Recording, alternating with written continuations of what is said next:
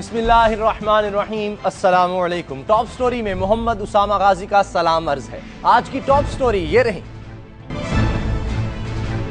Sindh assembly में 1979 का बल्दियाती निजाम मंजूर, इत्तेहाद से अलग होने वाली MQM को हुकूमत का जवाब। MQM और पीपल्स पार्टी के दरमियान महाजराई जारी, सियासी तनाव कहीं कराची का अमन ही न ले जाए। इंतखाबात के इल्तवा में फौज का कोई मफाद नहीं, DG ISPR बिलाखिर बोल ही पड़े। साजिशों के खौफ बदअमनी के साए 1 मिनट में छट सकते हैं, हुकूमत इंतखाबात का ऐलान करके तो देखे। उमरा खुद मुल्क छोड़ गए, हजारा कबीले को हिजरत की दावतें आम है। वजीर आजम इस्लामी जमहूरिया पाकिस्तान को खबर तो होगी।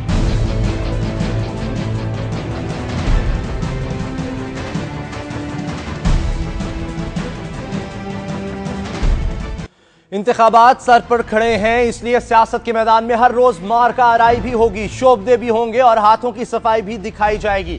आज सिंध असेंबली में आन की आन में 1979 के पुराने बल्दियाती निजाम का कानून पेश भी हुआ और मंजूर भी हो गया। MQM इस अचानक उठने वाली आंधी से सटपटा उठी। कहा जा रहा है कि कल रात MQM के साथ पीपल्स पार्टी की आला क़यादत ने मुज़ाकरात किए ताकि इसे वापस इत्तेहाद में लाया जा सके। वाकिफान हाल कहते हैं कि मुज़ाकरात की नाकामी के बाद एहसास हो गया था कि पीपल्स पार्टी की हुकूमत की तरफ से कुछ ना कुछ जवाब दिया जाएगा, लेकिन MQM को अंदाजा नहीं था कि वो लोकल गवर्नमेंट ऑर्डिनेंस 2012 को मंसूख करके पुराना निजाम वापस ले आएगी, जो निजाम खालिस्तन MQM को खुश करने के लिए इंतहाई तवील मुज़ाकरात के बाद लाया गया था। उस निजाम के तहत कराची, सक्खर, हैदराबाद, मीरपुर खास और लाड़काना जैसे शहरों को मेट्रोपॉलिटन बना दिया गया, जिनमें से 3 शहरों में बराह रास्त MQM की हुकूमत बनने के इम्कानात थे। जनरल परवेज मुशर्रफ के दौर के बल्दियाती निजाम में कराची के 5 अजला को खत्म करके एक जिले में और हैदराबाद को 2 हिस्सों में तकसीम कर दिया गया था। कहा जाता है कि जनरल परवेज मुशर्रफ की हुकूमत ने MQM को राजी करने के लिए इक़दाम किया, जिसके बाद MQM ने कराची की मकामी हुकूमत के जरिए आवाम की खिदमत के नए रिकॉर्ड बनाए। इसी कानून की बदौलत MQM ने कराची की सतह पर अपने आप को हुकूमत का अहल साबित करने का सबूत दिया। गोया ये निजाम वो तोता है जिसमें MQM की जान है। ऐसा कई बार हुआ कि MQM इस कानून की वजह से हुकूमत के हाथों ब्लैकमेल होती नजर आई। यूं एक मौके पर वो मौका भी आया कि पीपल्स पार्टी ने MQM के मुतालबे पर लोकल गवर्नमेंट ऑर्डिनेंस 2012 का कानून मंजूर किया। MQM तो राजी हो गई, मगर पीपल्स पार्टी को अंदरूनी सिंध कौम परस्त जमातों की अच्छी खासी नाराजगी मोल लेना पड़ी और मौके से फायदा उठाने वालों में मुस्लिम लीग नून पेश रही, जिसके साथ कौम परस्त सिंधी जमातों ने इत्तेहाद करना शुरू कर दिए। अब चूंकि इंतखाबात का वक्त करीब है, हर जमात का अपना अपना एजेंडा है। लियारी पीपल्स पार्टी का गढ़ है, वहां से बिलावल भुट्टो जरदारी साहब अपना पहला इलेक्शन लड़ने वाले हैं, सो वहां के नाराज ग्रुपों को बनाना मकसूद है। MQM चाहती है कि हुकूमत इसकी दिलजोई में ही लगी रहे। पीपल्स पार्टी अब अंदाजे दिलरुबाई इख्तियार करने की हिम्मत नहीं रखती, सो MQM ने अपना रास्ता हुकूमत से अलहदा कर लिया है। मगर MQM का हाल ये हो चुका है कि वो इत्तेहाद के कंबल को छोड़ना चाहती है, लेकिन कंबल इसे नहीं छोड़ रहा। मौजूदा हुकूमती इत्तेहाद का तुर्रा इम्तियाज ये है कि मुफाहमत के नाम पर इसने 5 साल अपनी मुद्दत पूरी तो कर ली है, लेकिन इसके नाम आमाल में कामयाबियों की दास्तानें कम और नाकामियों के किस्से तवील तर हैं। सो पीपल्स पार्टी की यह ख्वाहिश फितरी है कि MQM मीठा मीठा हप हप और कड़वा थू थू ना करे, इसलिए पीपल्स पार्टी ने MQM के खिलाफ आखिरी चाल चल दी है।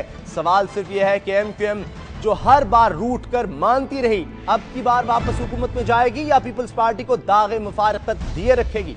और सवाल यह भी आम है कि कहीं इस बार पीपल्स पार्टी ने हकीकत में तो MQM को ना मनाने का फैसला तो नहीं कर लिया। अगर बिलफर्ज ऐसा नहीं है तो फिर सवाल आज मंजूर होने वाले कानून का है कि इसकी उम्र कितनी होगी। और सवाल यह भी आम है कि बल्दियाती निजाम पर जो सियासत और मफाद का खेल खेला जा रहा है, क्या अवाम इसको हजम कर पाएंगे? बात करने के लिए हमारे साथ हैं वज़ीर इत्तलात व नशरियात सिंध शर्जील मेमन साहब, बहुत शुक्रिया आपका, और रशीद गोडेल साहब मुत्तहिदा कौमी मूवमेंट के रहनुमा भी हमारे साथ हैं। सबसे पहले शर्जील मेमन साहब, एक बड़ा अहम सवाल है, ये जो कुछ आज हुआ उसके बाद आप क्या समझते हैं, MQM वापस आ जाएगी? बिस्मिल्लाहिर्रहमानिर्रहीम, शुक्रिया उसामा साहब। पहली बात यह कि हमारे बातचीत के दरवाजे पाकिस्तान की हर पार्टी के लिए खुले हैं, क्योंकि हमने इस मुल्क में मुफाहमत के कॉन्सेप्ट को जो है वो रखा है और हम कभी भी किसी चीज़ में डेडलॉक को तस्लीम नहीं करते।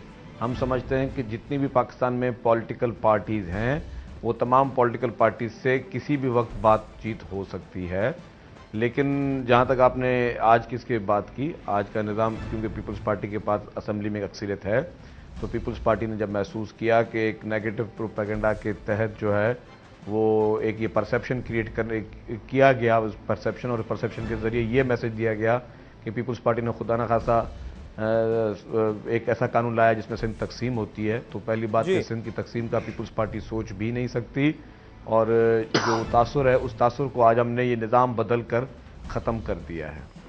रशीद गोडेल साहब, आप सुलह कर लें, क्योंकि 100 इजलास कोर कमेटी के हुए, 14 महीने लगे इस कानून के लिए जो आज खत्म हुआ है।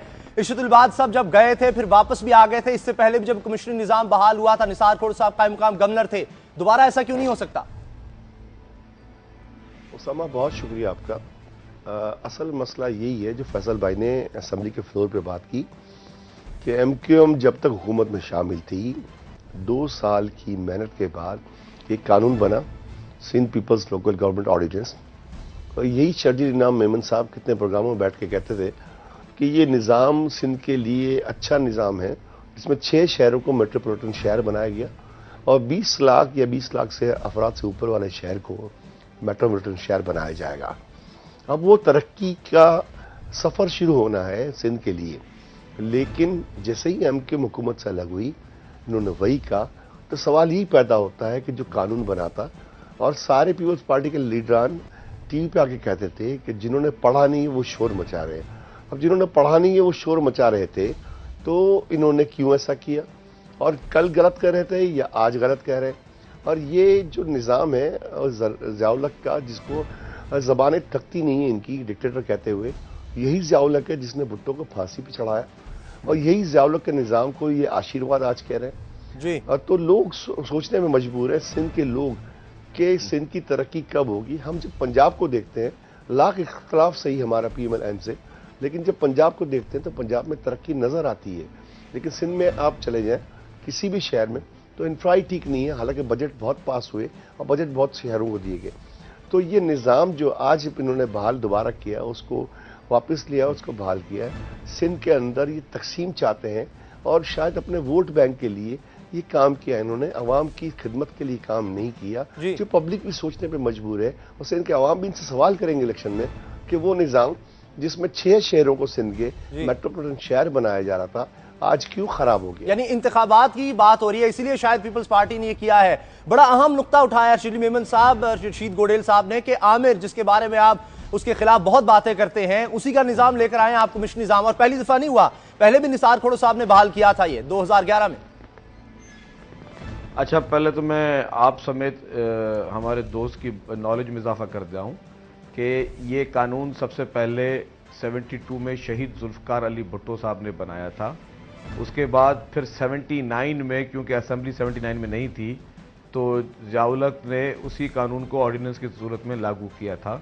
तो ये जो उस कानून का कॉन्सेप्ट था वो शहीद जुल्फकार अली भुट्टो साहब का था। अच्छा, ना ही मैं इस SLGO 2012 को जो है ख़राब कह रहा हूँ, ना ही मैं 72 वाला कानून जो कि अब 79 की सूरत में बहाल हुआ उसको ख़राब कह रहा हूँ। लेकिन पीपल्स पार्टी के पास एक मेजॉरिटी है, उस मेजॉरिटी के तहत पीपल्स पार्टी ने एक फ़ैसला किया है जो कि हमारा जमहूरी हक है। हम अगर जवाबदेह हैं तो अपनी आवाम को जवाबदेह हैं, किसी और को जवाबदेह नहीं है, पहली बात। दूसरी बात ये, जहाँ तक तरक्की की बात है, तरक्की निज़ाम में नहीं होती, तरक्की करने वालों में होती है जी। तो पाकिस्तान पीपल्स पार्टी ने अल्हम्दुलिल्लाह सिंध के देही इलाके हों या शहरी इलाके हों, बशमूल कराची, तमाम शहरों में तरक्की के रिकॉर्ड तरक्याती काम करवाए हैं, वहाँ फंड्स दिए हैं, वहाँ पे तरक्की हुई है। लोगों के लिए जो बेहतर से बेहतर सहूलियात मुयसर होनी चाहिए, वो पीपल्स पार्टी ने जितनी भी कोशिश थी, बजट में गुंजाइश थी। यानी बल्दियाती निजाम की गैर मौजूदगी में भी पीपल्स पार्टी ने ये सब काम किए हैं। लेकिन एक सवाल अब भी बाकी है कि अगर मुत्तहिदा कौमी मूवमेंट वापस आती है पीपल्स पार्टी के साथ इत्तेहाद में, तो क्या फिर ये Sindh peoples local government ordinance दोबारा आ जाएगा? ये सवाल भी उठाएंगे। ब्रेक का वक्त हो रहा है कि मैं जाइए, ब्रेक के बाद मिलते हैं।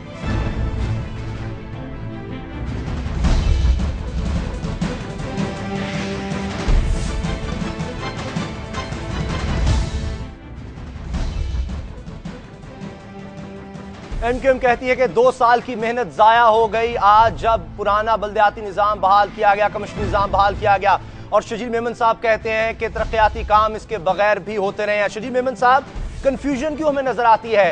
पहले हम देखते हैं कि मुशर्रफ का निज़ाम चल रहा था, फिर निसार खोड़ साहब कायम मकाम गवर्नर बने तो वो कमीशन निज़ाम लेकर आए, गवर्नर सिंध वापस आते हैं, नाराज़गी खत्म होती है, फिर हमें मुशर्रफ का निज़ाम नजर आता है, फिर उसके बाद सिंध का जो निज़ाम था, Sindh peoples local government ordinance, वो एक्ट आया, अब फिर दोबारा हम वापस जा रहे हैं। ये कंफ्यूजन क्यों है? इतना अरसा गुजर गया, कहीं किसी कोई डायरेक्शन नजर नहीं आ रही हमें। देखें जी, कन्फ्यूजन कोई नहीं है। हमेशा कोशिश की गई है कि बेहतर से बेहतर चीज़ की जाए, लेकिन जो चीज़ें की जाती हैं उसामा साहब, वो आवाम के लिए की जाती हैं, और अगर आवाम को कुछ चीज़ में खदशात हों तो फिर उन चीज़ को दूर करना पॉलिटिकल गवर्नमेंट्स का, और आवाम जो पार्टियां खुसूसी तौर पर हमेशा आवाम के प्योर वोटों से चुन के आती हैं, उनका ये काम है कि वो फिर आवाम की आवाज़ सुने। तो अगर आवाम के पास से कोई आवाज़ या कोई इस तरह निकली तो उसको हमने सुना, उसको एड्रेस किया, और आपने इससे पहले कहा कि दोबारा अगर मुत्तहदा इक़्तिदार में आ जाती है तो क्या ये कानून वापस हो जाएगा? तो मैं कह रहा हूँ ये कानून अब वापस नहीं होगा। हाँ, इसमें 79 में भी अगर उसमें बेहतरी की गुंजाइश ज़रूर है तो उसमें बेहतरी की गुंजाइश लाई जा सकती है। ये कानून वापस नहीं अब आएगा, क्या कहेंगे रशीद गोडेल साहब आप इस पर? इसका मतलब है राहें अब जुदा हो चुकी हैं मुकम्मल तौर पर, कोई वापसी की गुंजाइश नहीं? उसामा, मसला ये सारा आता है कि जो 79 का ज़ियाउल्लाह का निज़ाम है, जिसका ये क्लेम करते हैं शजील साहब कि भुट्टो साहब ने दिया था, तो मोहतरमा बेनज़ीर भुट्टो शहीद, उन्होंने लोकल गवर्नमेंट ऑर्डिनेंस की हिमायत की थी और ये रिकॉर्ड पे मौजूद है। तो मुझे समझ नहीं आती कि वो किस निज़ाम की बात करते हैं और क्यों करते हैं। दूसरी बात, ज़ियाउल्लाह के निज़ाम की जो बात है, कमिश्नरी निज़ाम, होता ये कि पब्लिक के नुमाइंदे उस निज़ाम को रूल नहीं कर रहे होते, कमिश्नर डिप्टी कमिश्नर रूल कर रहा होता है, और सरकारी मुलाजिम जो है वो सरकार को जवाबदेह होता है, आवाम को जवाबदेह नहीं होता। 9 बजे से लेकर 5 बजे तक वो ऑफिस में बैठे होंगे। आम आदमी आवाम से नहीं मिल सकता। जब मुशर्रफ का निज़ाम था, जिसमें तब्दीली करके 2012 का निज़ाम लाया गया, उसमें मसला ये था कि पब्लिक की अप्रोच में था। अब जहां तक बात आती कि 13 यूसी के अंदर 13 नुमाइंदे होते थे, हर गली के अंदर कोई ना कोई काउंसलर रहता था, नाजिम रहता था, लेबर काउंसलर रहता था, वुमेन काउंसलर रहती थी, तो आवाम की दस्तरस में था और आवाम ने देखा और पाकिस्तान भर ने माना, इंटरनेशनल लोगों ने माना कि जब ये बल्दियाती सिस्टम था तो कराची दुनिया का तेजी से तरक्की करता हुआ शहरों में से 12वें नंबर में था, और दुनिया के बेहतरीन मेयर में से कराची में जो मेयर थे हमारे मुस्तफा कमाल हकप्रस मेयर थे और नाजिम थे, वो करार दिए गए। तो निज़ाम खराब नहीं था, नुमाइंदे जहां जहां खराब आए थे उन्होंने करप्शन भी की, लेकिन उस निज़ाम को बेहतर करके फिल्टर करके 2012 का निज़ाम, जिसमें पीपल्स पार्टी की मेहनत भी शामिल थी, मुत्तहदा कौम की मेहनत भी शामिल थी, ये आवाम के लिए बेहतरीन मुफाद में था। और ये शर्जील इनाम मेमन के साथ तो क्यों पीपल्स पार्टी ऐसा करेगी रशीद गोडेल साहब? क्यों, अगर अवामी मफाद में है तो वोट पीपल्स पार्टी ने भी लेने हैं, वो आवाम का ख्याल क्यों नहीं करेगी? हुकूमत सुन तो लें, वो असल में कमिश्नरी निज़ाम आता है तो वो सरकार की दस्तरस में होता है, अवाम की दस्तरस में नहीं होता। और जो डिलीवर करने का मसला है वो अवाम के नुमाइंदे नहीं होते, वो सरकारी नौकर होते हैं, सरकारी काम करने वाले होते हैं। तो सारा निज़ाम मईशत जो है खराब होता है, इस निज़ाम में हुक्मरानी खराब होता है। और जहां जहां पे लोग बात करते हैं, वो पाकिस्तान में अगर किसी मेयरशिप को या नाजिम को क्रेडिट देते हैं तो वो अकबरस मेयरशिप थी कराची की, उन्होंने कराची को बनाया। हम सिर्फ कराची की बात नहीं कर रहे, हम कहते हैं 6 मेट्रोपॉलिटन शहर अगर सिंध में बन जाते, सिंध की तरक्की भी रुकने वाली नहीं थी। सिंध के लोग जो परेशान बेकसी के आलम में, बल्दियाती निजाम होना चाहिए, बल्दियाती निजाम ये वाला हो या कोई और हो, उस पर आपको कोई इख्तिलाफ नहीं। मैं इस पर शजील मेमन साहब से जवाब देना चाह रहा हूं। बल्दियाती निजाम जो है वो जमहूरियत की रूह है, जमहूरियत की रूह है। जब हम पार्लियामेंट की बात करते हैं, सेनेट की बात करते हैं, तो जमहूरियत में पार्लियामेंट लोकल गवर्नमेंट जो है वो पांव है। आज हमारी जमहूरियत पोलियो ज़दा जमहूरियत है, जिसके पांव तो उखड़े हुए हैं और हम ऊपर से पॉलिसी बनाते हैं। आज हालत ये है कि मैंने एमपीए से कहा जाता है कि यार मेरा तरक्याती काम करा दो, मेरे सेवरेज बना दो, ये काम इस पर तो वो भी इख्तिलाफ नहीं करेंगे, कहेंगे अगली हुकूमत में हम कुछ और सोच कर ले आएंगे। शजील मेमन साहब, मुझे बताएं, क्या ये सच नहीं है कि कौम परस्तों का दबाव था? कराची जो है वोट बैंक एमक्यूएम का है, सिंध में आपको मुश्किल पेश आ रही थी, नून लीग की तरफ कौम परस्त जा रहे थे, जिसकी वजह से आपको ये निजाम वापस लेना पड़ गया। देखें जी उसामा साहब, थोड़ा प्लीज मुझे गौर से सुनिएगा। पहली बात कि पीपल्स पार्टी किसी दबाव में नहीं आती। कौम परस्त हों या दीगर पार्टीज जिन्होंने अपनी तहरीकें चलाई इस निज़ाम के खिलाफ, तहरीकी जब जोर पे थी तो हमने उनको बिल्कुल कतन उनकी उस डिमांड को हमने मुस्तरद कर दिया, क्योंकि हम नहीं चाहते कि किसी भी चीज़ को पॉलिटिसाइज किया जाए। उन लोगों ने उस इशू को पॉलिटिसाइज करने की कोशिश की थी। तो जब उनकी तहरीक दम तोड़ गई और वो तहरीक चला चला के थक गए और 2-3 माह से उनकी कोई तहरीक इस तरह की नहीं चली है, ऑन रिकॉर्ड मीडिया में है, पीपुल्स पार्टी ने ये फैसला अपने सर पे किया है। दूसरी बात यह कि अभी 5 दिन पहले 2 बाय इलेक्शंस हुए हैं सिंध में, जिसमें पाकिस्तान पीपुल्स पार्टी के कैंडिडेट ने एक ने 50-50 हज़ार वोट लिए हैं और उन्हीं लोगों ने, कॉमपर्सों ने, जिन्होंने इस निज़ाम की आड़ में कोशिश की सियासत करने की या दीगर पार्टीज की, उनको 5-6 हज़ार वोट पड़े।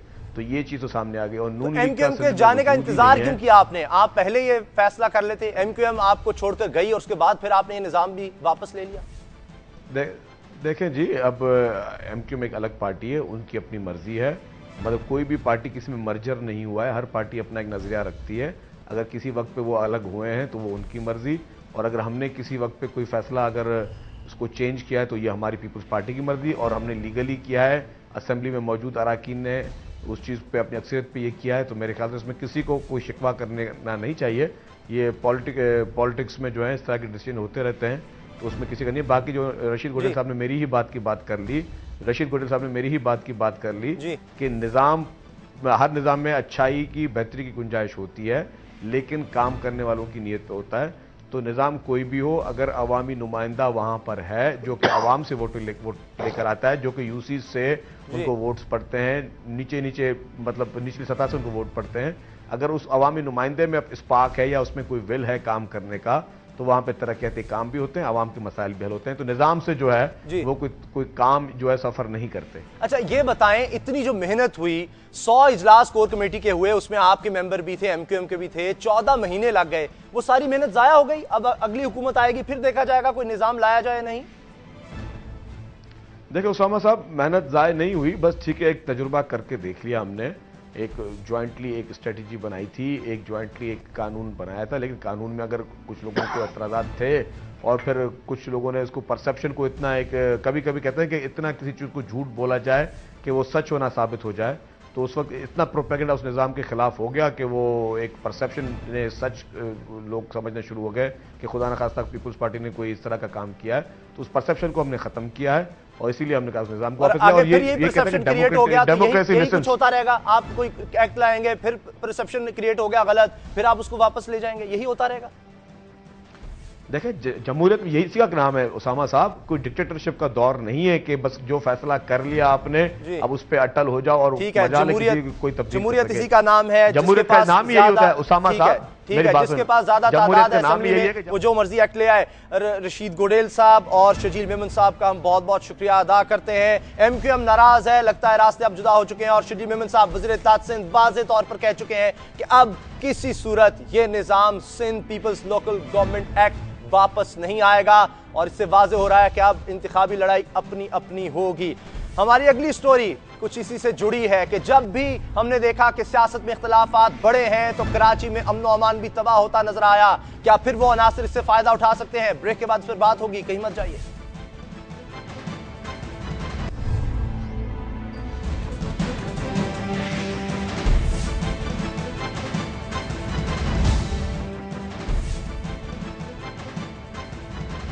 सिंध में पीपल्स पार्टी और एमक्यूएम का इत्तेहाद मुसलसल बनता बिगड़ता रहा है। मौजूदा हुकूमत की तारीख बताती है कि जब जब सिंध में सियासी तनाव बढ़ा, कराची के हालात खराब हो गए। 27 जून 2011 को तब के वजीर दाखिला सिंध जुल्फिकार मिर्जा के गर्मा गर्म बयानात के बाद एमक्यूएम सिंध से अलहदा हो गई तो कराची में तशद्दुद की बदतरीन लहर उठी। जुलाई 2011 में औरंगी टाउन, कटी पहाड़ी में मोर्चा बंद फायरिंग शुरू हुई, लोग घरों में महसूर होकर रह गए। इसका अंदाजा यूं लगाया जा सकता है कि 1 अगस्त 2011 को कराची में जलाओ घेराव के नतीजे में 24 अफराद मारे गए, 60 गाड़ियां नजर आतिश की गईं। इस पर 3 अगस्त को जनाब अल्ताफ हुसैन को कहना पड़ गया कि कराची में अमन की जिम्मेदारी फौज संभाले, शहरी महीने का राशन जमा कर लें। इसी तरह हर वो दिन कराची पर भारी गुजरा जिसका सूरज सियासी दबाव की फजा में तुलू हुआ।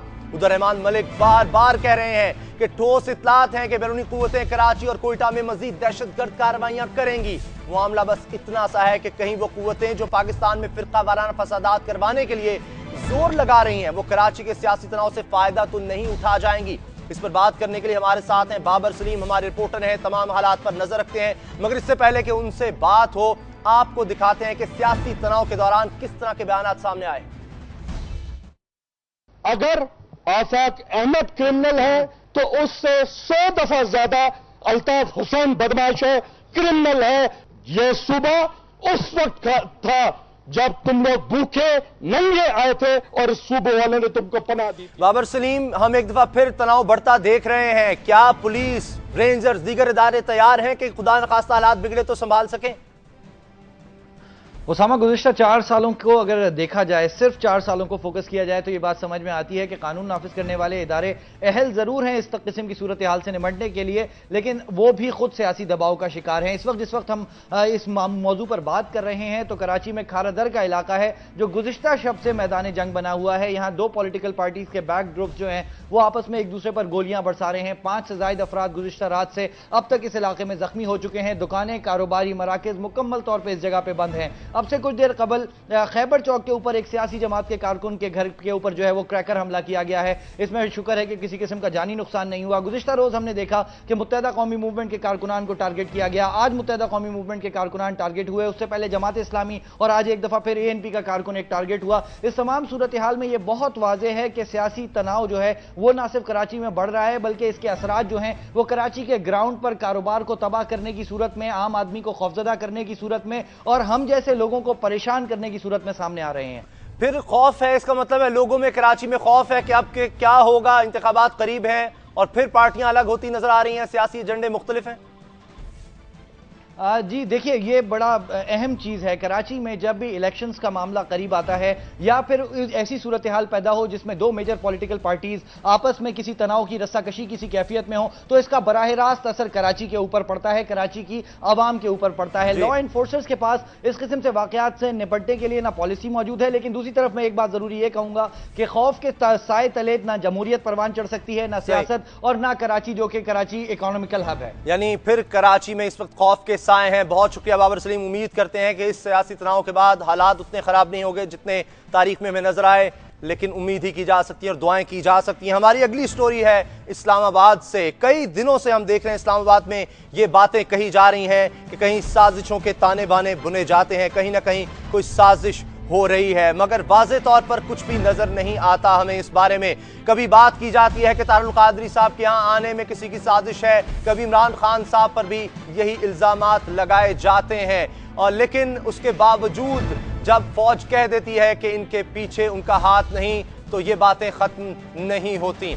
खतरे टल भी गए तब भी कुछ हो रहा है, कुछ होने वाला है कि गर्दान जारी रही। बार बार जिक्र हो चुका है कि रज़ा रब्बानी जैसे मंझे हुए सियासतदान भी कह उठे कि निजाम के खिलाफ साजिश हो रही है। नवाज शरीफ साहब ने भी कहा कि कुछ कुव्वतें इंतखाबात का इल्तवा चाहती हैं, लेकिन हम ऐसा होने नहीं देंगे। साना कोयटा के बाद अदालत और पार्लियामेंट में भी सवालात लगे लिपटे अंदाज में शक उसी तरफ किया जाता रहा था जैसे फौज कोई खास मकसद हासिल करना चाहती हो। इस सब के बाद बिलाखिर मुसल्लह अफवाज को बोलना ही पड़ गया कि फौज जमहूरियत के खिलाफ कोई साजिश कर रही है और ना ही वो इंतखाबात का इल्तवा चाहती है। DG ISPR major general Asim Bajwa ने आज सहाफियों से बात करते हुए कहा है कि पाक फौज आजादाना गैर जानिबदाराना इंतखाबात की हामी है। फौज ने 5 साल जमहूरी हुकूमत की हिमायत की और अब जब हुकूमत का वक्त बहुत कम रह गया तब फौज हुकूमत क्यों तब्दील करने का सोचेगी।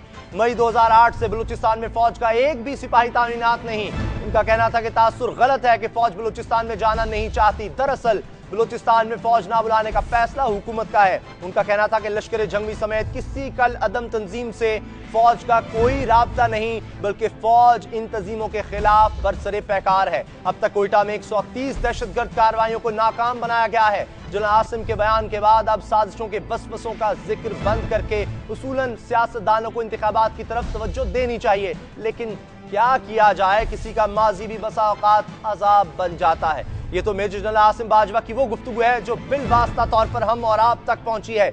इनके एक पेशरो ने तो एक प्रेस रिलीज जारी की थी जिसमें कहा गया था कि फौज सिविल मुंतखब हुकूमत के मातहत है और जमहूरियत पर मुकम्मल यकीन रखती है। फिर कुछ अरसे बाद इसी फौज ने जनरल ज़िया-उल हक की क़यादत में मार्शल लॉ लगा दिया था।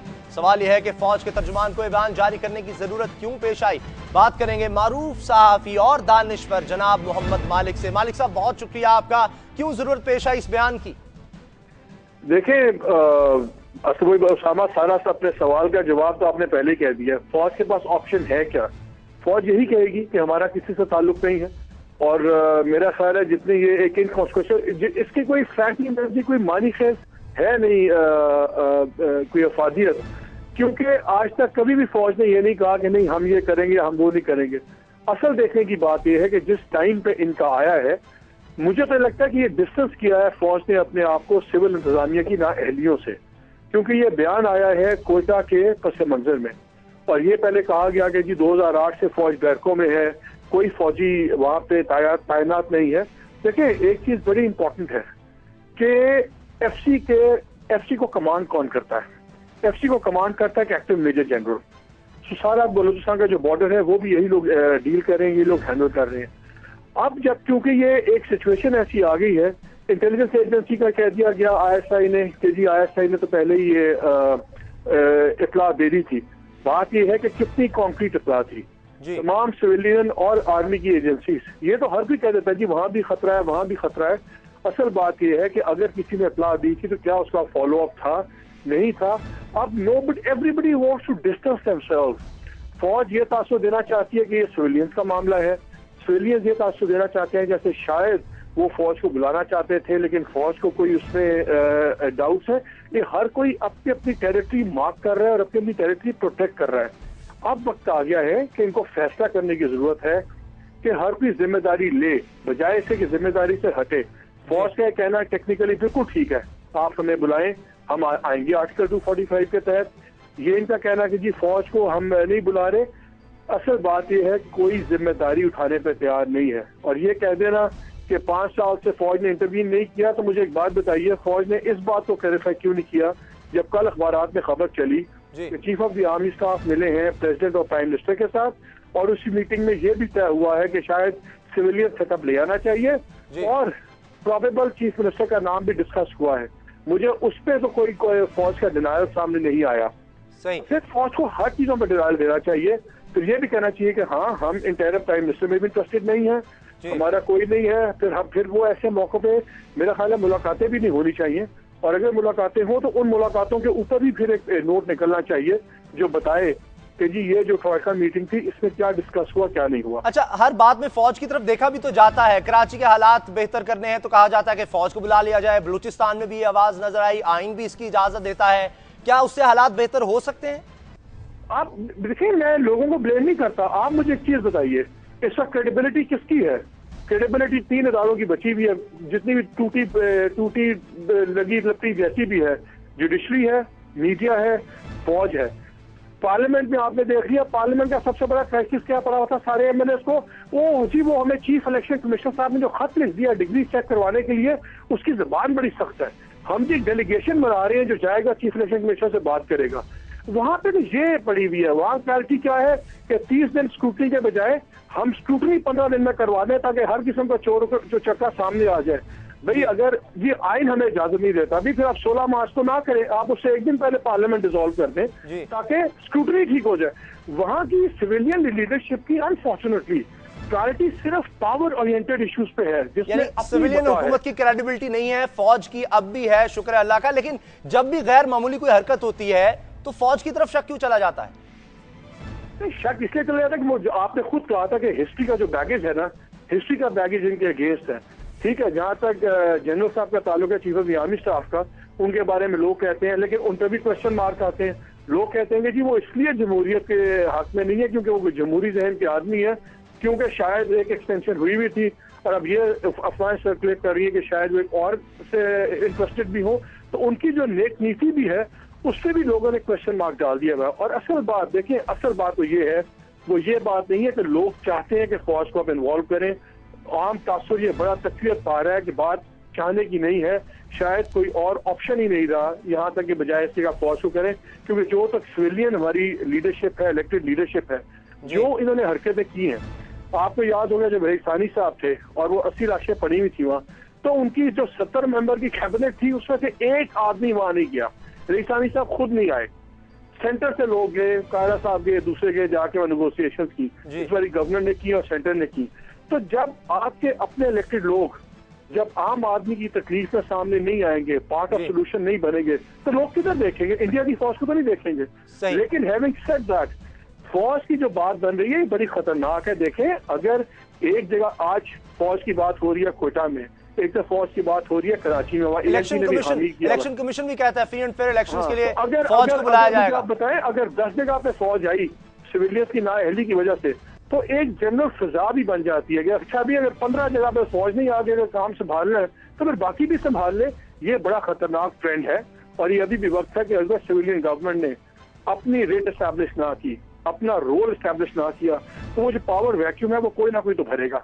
यानी फिर भी बुनियादी जिम्मेदारी जो है वो इस वक्त हुकूमत की है, सिविलियन हुकूमत की है। आखिर मुझे ये बता दें मालिक साहब, अब ये जब स्टेटमेंट आ गई, हम देखते हैं कि आसिम बाजवा साहब बहुत ज्यादा नहीं आए इस तरह मीडिया के सामने, अब वाज़े आकर खुद बैठकर उन्होंने बातें की हैं। इसके बाद ये वसवसे खदशे किस हद तक कम हो सकेंगे या कुछ फर्क नहीं पड़ेगा? नहीं, फर्क तो डेफिनेटली पड़ता है। देखें, जब भी आप स्टेटेड पोजीशन लेते हैं तो वो तो फर्क पड़ता है। फौज आई थिंक इस मामले में बड़ी सेंसिटिव है, क्योंकि जितनी फौज स्ट्रेच हुई हुई है, फौज फ्रंटियर के अंदर भी है, आपके ट्राइबल एरिया में भी है, जंग भी लड़ रही है।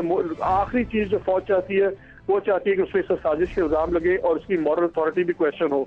मेरा ख्याल है इससे फर्क पड़ना चाहिए। सिर्फ यही चीज अपने में बड़ी कहीं इंपॉर्टेंट है कि फौज ने जरूरत समझी है इंप्रेशन को खत्म करने की। लेकिन बात यह है कि ये आज फौज का स्टांस है, ये आज फौज की पोजीशन है।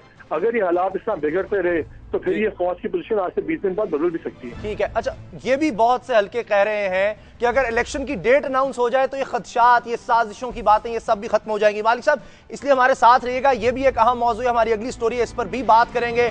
और तहरीक इंसाफ के अहम रहनुमा सेक्रेटरी जनरल हमारे जो तहरीक इंसाफ पार्टी के हैं डॉक्टर आरिफ अलवी, वो भी हमारे साथ होंगे, उनसे इस बारे में जानेंगे वो क्यों नहीं हुकूमत पर दबाव डाल रहे इलेक्शन की डेट के लिए। ब्रेक का वक्त है, कहीं मत जाइए, ब्रेक के बाद मिलते हैं।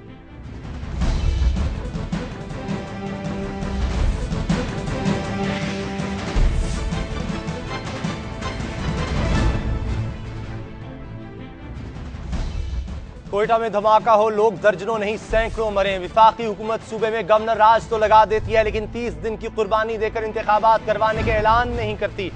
हुकूमत के अरकान उठते बैठते साजिश का ववेला तो करते हैं, लेकिन इंतखाबात की तारीख नहीं देते। सदर मुमलिकत निगरान हुकूमत के लिए मुशावरत का तो कहते हैं, लेकिन अमली तौर पर 1 इंच आगे नहीं बढ़ते। और इस आलम में हर रोज कुछ ना कुछ ऐसा जरूर होता है कि बेख्तियार वसवसा जाग उठता है कि कोई साजिश हो रही है। और ऐसी सूरत हाल में अपनी पोजीशन क्लियर करने के लिए फौज के तर्जमान को कहना पड़ता है कि हम कोई साजिश नहीं कर रहे। मारूफ सहाफी जनाब हबीब अकरम कहते हैं कि अगर हुकूमत आज आम इंतखाबात की तारीख का ऐलान कर दे तो साजिशें खुद ब खुद दम तोड़ जाएंगी। लेकिन कहने वाले ये कहते हैं कि हुकूमत चाहती है कि इंतखाबात का ऐलान यूं किया जाए कि सियासी जमातों को इंतखाबी मुहिम के लिए कम से कम वक्त मिले, क्योंकि हुकूमत ख्याल करती है कि इससे बजाते खुद इंतखाबी मुहिम से ज्यादा सियासी जोड़ तोड़ की जरूरत है, जो वो सिंध लोकल गवर्नमेंट ऑर्डिनेंस 1979 बहाल करके MQM के साथ करने की कोशिश कर रही है।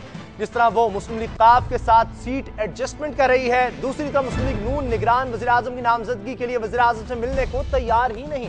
यूं आपस की रकाबतों और मुखालफतों में वक्त तेजी से गुजरा है। वो जमातें जिनका निगरान सेटअप की तश्कील में आईनी किरदार नहीं, वो अभी तक बाकायदा अपनी इंतखाबी मुहिम शुरू नहीं कर पाई। क्या वक्त नहीं आ गया कि हुकूमत पर दबाव बढ़ाया जाए तो वो जल्द अज जल्द आम इंतखाबात की तारीख का ऐलान करे और निगरान सेटअप तश्कील दे? इस पर बात करने के लिए हमारे साथ मौजूद हैं आरिफ अलवी साहब, पाकिस्तान तहरीक इंसाफ के रहनुमा सेक्रेटरी जनरल। आरिफ अलवी साहब, बहुत शुक्रिया आपका। क्या यह तरीका दुरुस्त नहीं कि तमाम जमातें दबाव डाले हुकूमत पर, इलेक्शंस की कोई डेट अनाउंस हो, हालात बेहतर हो सकते हैं?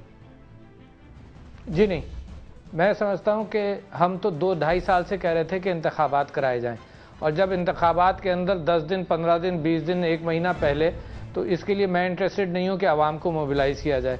और इसी हवाले से मेरा आपसे सवाल है, ये आपका सारा प्रोग्राम मैंने सुना, तो मैं समझता हूं कि थोड़ी देर के लिए मैं कंपेयर और मीडिया जो है मेरी जवाबदेह हो जाए कि ये क्या बात है कि पाकिस्तान की साजिशों का जिक्र मीडिया पर हर वक्त, सारे दिन सुप्रीम कोर्ट ने यह कह दिया, प्रेसिडेंसी ने यह कह दिया, क्वेटा के अंदर जो शियाओं का कत्ल हुआ उसके अंदर जितने दिन वहां पर लाशें जमी रही वहां पर आपने उसको फोकस बनाया। मुल्क के हालात के अंदर CNG का इशू है, मुफलिसी का इशू है, बेरोजगारी का इशू है, भूख का इशू है, और मीडिया जो है वो मुसलसल इसी किस्म की बातें करता रहता है।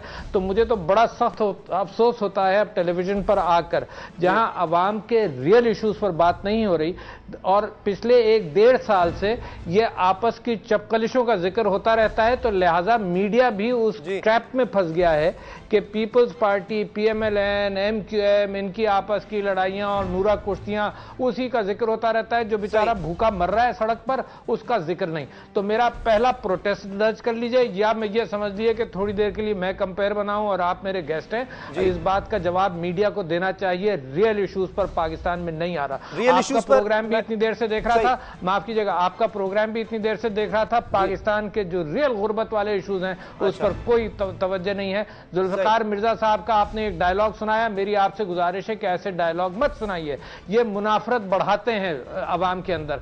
कि महाजिरीन जो हिंदुस्तान से के नंगे आए थे, उसने उस पर माफी भी मांग ली होगी, मगर ये कि ये डिस्टेंस पैदा करते हैं कौम के दरमियान। अब ऐसा सवाल है कि जनाब इलेक्शंस के लिए पाकिस्तान तहरीक इंसाफ जोर डालेगी। मैं कहता हूं कि हम जोर डाल कर थक गए हैं। अगर हमने अपना कोई मूवमेंट चलाना है तो वो रियल इश्यूज पर चलाना है।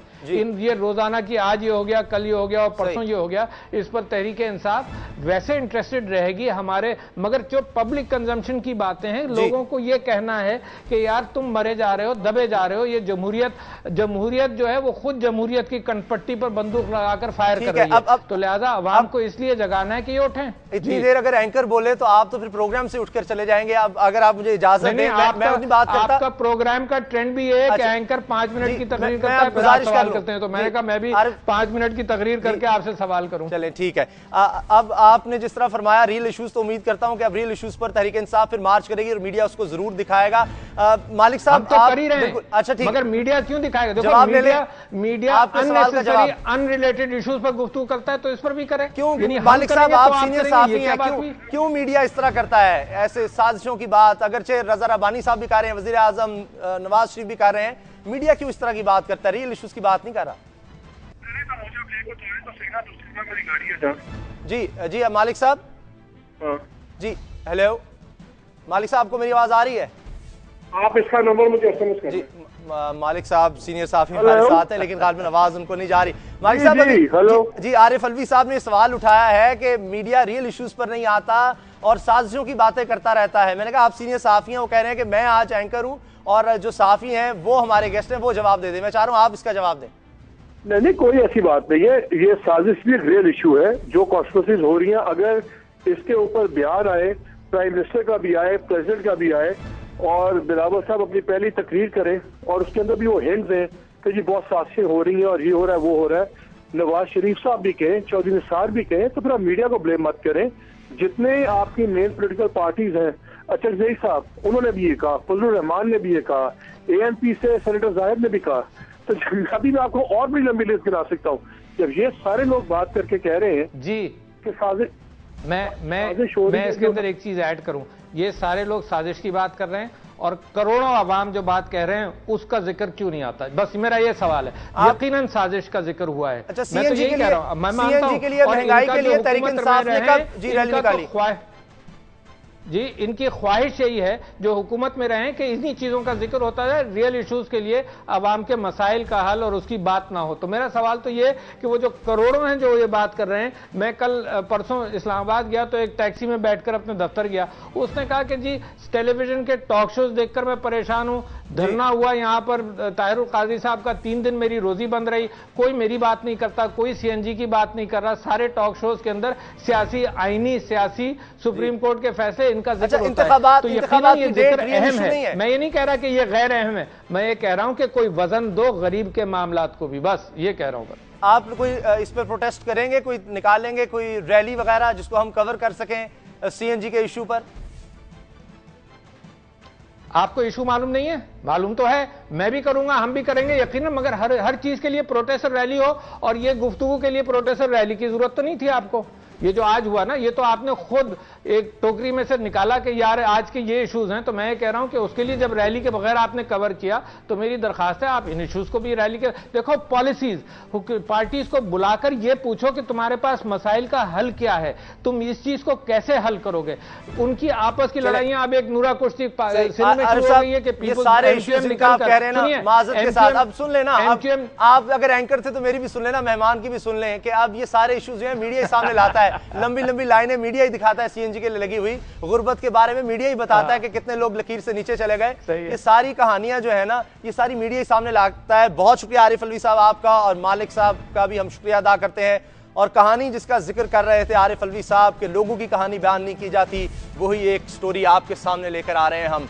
पाकिस्तान बदअमनी के जिस दौर से अब गुजर रहा है, ऐसा दौर ना हमारे बुजुर्गों ने देखा और ना हमने सुना। तवानाई के बहरान की वजह से पाकिस्तान का सरमाया और सनतें बैरून मुल्क मुंतकिल की गई। अब बदअमनी की वजह से यहाँ के सरमायादार भी खानदानों समेत बैरून मुल्क मुंतकिल हो रहे हैं। इसका अंदाजा सिर्फ कराची के इलाके डिफेंस में मौजूद एक क्लब की रिपोर्ट से लगाया जा सकता है, जिसके 4000 में से 1380 अरकान मुल्क छोड़कर दयारे गैर में जा आबाद हुए।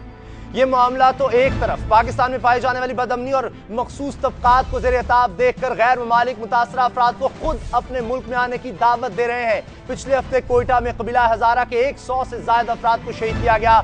उनके साथ ये जुल्म सितम देखकर ऑस्ट्रेलिया के पाकिस्तान में मुतय्यन सफीर ने कबीला हजारा के 2500 खानदानों या 7000 अफराद को ऑस्ट्रेलिया में सियासी पनाह देने की पेशकश करते हुए अक़वाम मुत्तहिदा के मुहाजिरीन से मुतल्लिका महकमे को कहा है कि वो इस सिलसिले में 2500 खानदानों के कवायद फराहम करे। हमें उम्मीद है कि वज़ीर-ए-आज़म इस्लामी जुम्हूरिया पाकिस्तान को इतनी तो फुर्सत होगी कि वो देख सकें कि उनके हम वतन हिजरतों पर क्यों मजबूर हो रहे हैं। अगर ज़हन पर जोर देने के बावजूद उन्हें समझ ना आए तो उनकी मदद ये खबर भी कर सकती है कि पिछले हफ्ते जहां हजारा कबीले के लोगों को निशाना बनाया गया था, वहां से लोग अपनी मदद आपके तहत खुद मलबा उठा रहे हैं, क्योंकि ये फर्ज पूरा करने की तौफीक वज़ीर-ए-आज़म के मातहत किसी इदारे को नहीं। और वज़ीर-ए-आज़म को ये भी उनके किसी मातहत ने शायद अब तक ना बताया हो कि हजारा कबीले के उन शोहदा को पाकिस्तान की तारीख में पहली बार माया बम के जरिए निशाना बनाया गया था। जहाँ की रियासत अपने शहरियों से इस कदर ला ताल्लुक हो जाए, इस रियासत को शहरी छोड़ ही जाया करते हैं। अल्लाह आपको औलाद के गम और नफरतों से महफूज रखे। अल्लाह हाफ़िज़।